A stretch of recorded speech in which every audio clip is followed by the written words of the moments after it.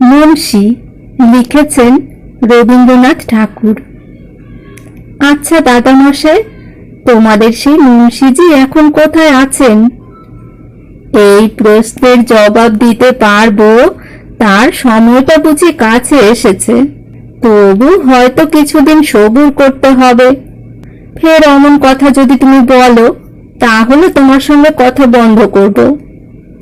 সর্বনাশ, তার চেয়ে যে মিথ্যে কথা বলাও ভালো। তোমার দাদা মশাই যখন স্কুল পালানোর ছেলে ছিল তখন মুন্সিজি ছিলেন ঠিক কত বয়স তা বলা শক্ত।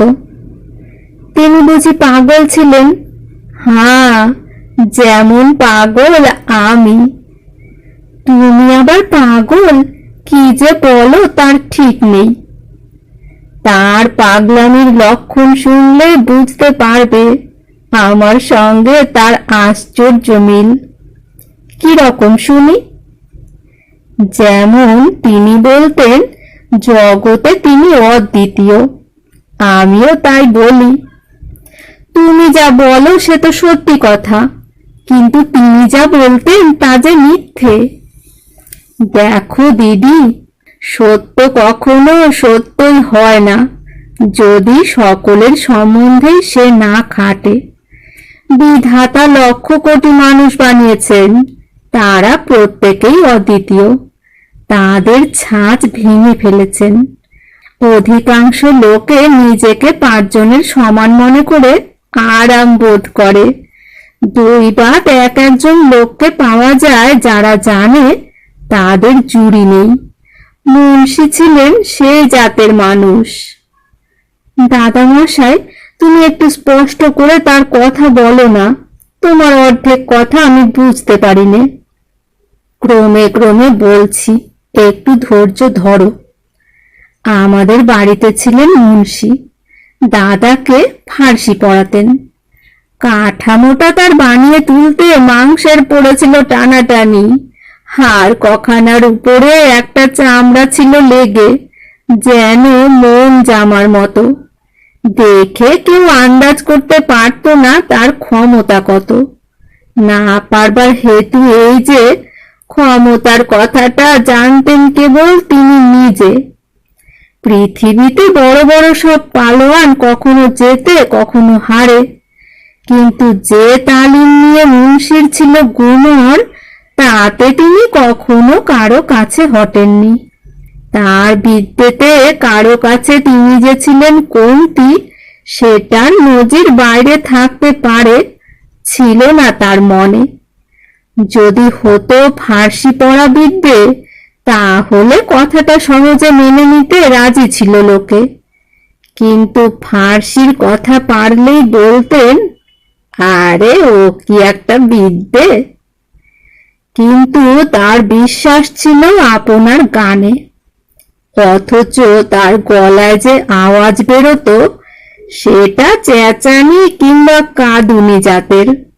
পাড়ার লোকে ছুটে আসতো বাড়িতে কিছু বিপদ ঘটেছে মনে করে। আমাদের বাড়িতে নামজাদা গাইয়েছিলেন বিষ্ণু। তিনি কপাল চাপিয়ে বলতেন, মুন্সিজি আমার রুটি মারলেন দেখছি। বিষ্ণুর এই হতাশ ভাবখানা দেখে মুন্সি বিশেষ দুঃখিত হতেন না, একটু মুচকে হাসতেন মাত্র। সবাই বলতো, মুন্সিজি কি গলায় ভগবান আপনাকে দিয়েছেন। খোশ নামটা মুন্সি নিজের পাওনা বলেই ট্যাকে গুজতেন। এই তো গেল গান। আরো একটা বিদ্যে মুন্সির দখলে ছিল, তারও সমজদার পাওয়া যেত না। ইংরেজি ভাষায় কোনো হাড় পাকা ইংরেজও তার সামনে দাঁড়াতে পারে না, এই ছিল তার বিশ্বাস। একবার বক্তৃতার আসরে নামলে সুরেন্দ্র বাড়ুজ্যেকে দেশ ছাড়া করতে পারতেন, কেবল যদি ইচ্ছে করতেন। কোনোদিন তিনি ইচ্ছে করেননি। বিষ্ণুর রুটি বেঁচে গেল, সুরেন্দ্রনাথের নামও। কেবল কথাটা উঠলে মুন্সি একটু মুচকে হাসতেন। কিন্তু মুন্সির ইংরেজি ভাষা দখল নিয়ে আমাদের একটা পাপ কর্মের বিশেষ সুবিধা হয়েছিল, কথাটা খুলে বলি। তখন আমরা পড়তুম বেঙ্গল একাডেমিতে। ডিক্রুজ সাহেব ছিলেন স্কুলের মালিক। তিনি ঠিক করে রেখেছিলেন আমাদের পড়াশোনা কোনো কালেই হবে না। কিন্তু ভাবনা কি, আমাদের বিদ্যেও চাইলে বুদ্ধিও চাইলে। আমাদের আছে পৈতৃক সম্পত্তি, তবুও তার স্কুল থেকে ছুটি চুরি করে নিতে হলে তার চলতি নিয়মটা মানতে হতো। কর্তাদের চিঠিতে ছুটির দাবির কারণ দেখাতে হতো। সে চিঠি যত বড় জালি হোক, ডিক্রুজ সাহেব চোখ বুজে দিতেন ছুটি। মাইনের পাওনাতে লোকসান না ঘটলে তার ভাবনা ছিল না। মুন্সিকে জানাতুম ছুটি মঞ্জুর হয়েছে। মুন্সি মুখ টিপে হাসতেন, হবে না? বাস রে, তার ইংরেজি ভাষার কি জোর! সে ইংরেজি কেবল ব্যাকরণের ঠেলায় হাইকোর্টের জজের রায় ঘুরিয়ে দিতে পারত। আমরা বলতুম, নিশ্চয় হাইকোর্টের জজের কাছে কোনোদিন তাকে কলম পেশ করতে হয়নি। কিন্তু সবচেয়ে তার জাঁক ছিল লাঠি খেলার কাঠদানি নিয়ে। আমাদের বাড়ির উঠোনে রোদ্দুর পড়লেই তার খেলা শুরু হতো। সে খেলা ছিল নিজের ছায়াটার সঙ্গে। হুঙ্কার দিয়ে ঘা লাগাতেন, কখনো ছায়াটার পায়ে, কখনো তার ঘাড়ে, কখনো তার মাথায়। আর মুখ তুলে চেয়ে চেয়ে দেখতেন চারদিকে যারা জড়ো হতো তাদের দিকে। সবাই বলতো সাবাস, বলতো ছায়াটা যে বর্তিয়ে আছে সে ছায়ার বাপের ভাগ্যি। এই থেকে একটা কথা শেখা যায় যে ছায়ার সঙ্গে লড়াই করে কখনো হার হয় না। আর একটা কথা এই যে নিজের মনে যদি জানি জিতেছি, তাহলে সে জিত কেউ কেড়ে নিতে পারে না। শেষ দিন পর্যন্ত মুন্সিজির জিত রইল। সবাই বলতো সাবাস, আর মুন্সি মুখ টিপে হাসতেন। দিদি, এখন বুঝতে পারছো ওর পাগলামির সঙ্গে আমার মিল কোথায়? আমিও ছায়ার সঙ্গে লড়াই করি।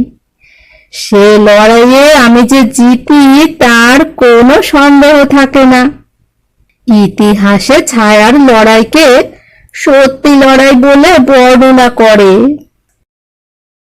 ভীষণ লড়াই তার উঠোন কোণের। শত্রুর মনটা ছিল নেপোলিয়নের।